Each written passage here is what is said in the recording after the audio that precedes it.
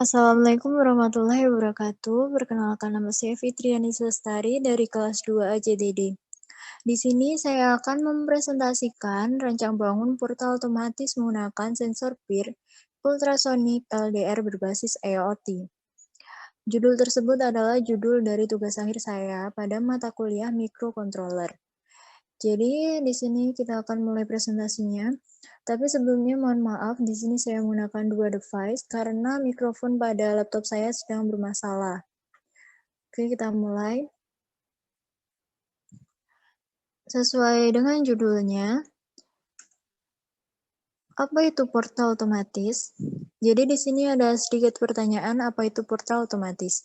Jadi portal otomatis itu sudah banyak dikenal di Indonesia karena sudah banyak diimplementasikan di Indonesia. Terlebih kalau kita sedang bepergian melewati jalan tol, maka kita akan melihat portal otomatis atau melewati portal otomatis tersebut. Ya. Jadi portal otomatis ini terdiri dari dua kata, portal dan otomatis. Sedangkan pengertian dari portal sendiri adalah sebuah bukaan di dinding bangunan.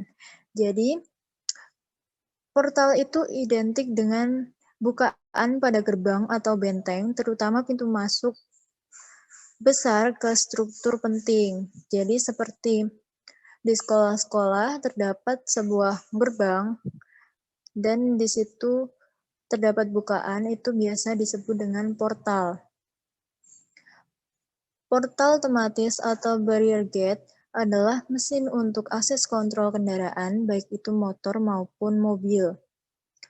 Nah, dengan tambahan otomatis sendiri, pengertian portal sedikit berbeda dengan pengertian kata portal pada umumnya. Jadi, mesin pada portal ini bisa difungsikan secara manual dengan cara menekan tombol hijau untuk membuka palang dan menekan tombol merah untuk menutup palang. Sudah banyak kita ketahui, biasanya terdapat portal otomatis di rumah sakit dengan menggunakan sistem menekan tombol hijau, dan ada juga portal yang menggunakan card.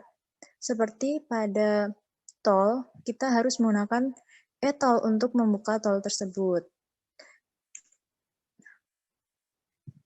Ini adalah alat yang saya gunakan. Di sini saya menggunakan ESP32 atau biasa disebut Expressive System. ESP32 adalah penerus dari microcontroller ESP8266. Pada microcontroller ini sudah tersedia modul Wi-Fi, jadi kita tidak perlu susah-susah membeli modul Wi-Fi secara terpisah. Modul Wi-Fi ini terdapat dalam chip sehingga sangat mendukung untuk membuat sistem aplikasi Internet of Things. Berbeda dengan Arduino Uno 3, kalau kita ingin membuat sistem aplikasi Internet of Things, kita membutuhkan modul Wi-Fi yang kita beli secara terpisah. Terus pada ESP32 ini terdapat beberapa port yang mempunyai fungsi berbeda-beda di setiap portnya. Kita lanjut.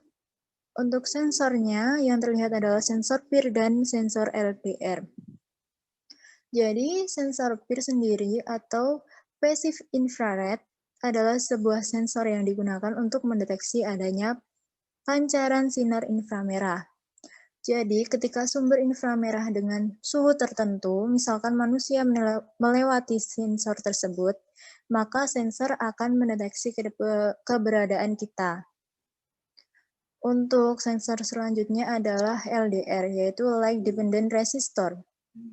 Sensor ini merupakan salah satu komponen resistor yang nilai resistansinya akan berubah-ubah sesuai dengan intensitas cahaya yang mengenai sensor ini. Pada percobaan saya kali ini, saya menggunakan sensor LDR sebagai keamanan. Jadi, sensor ini akan mendeteksi cahaya pada malam hari ataupun siang hari.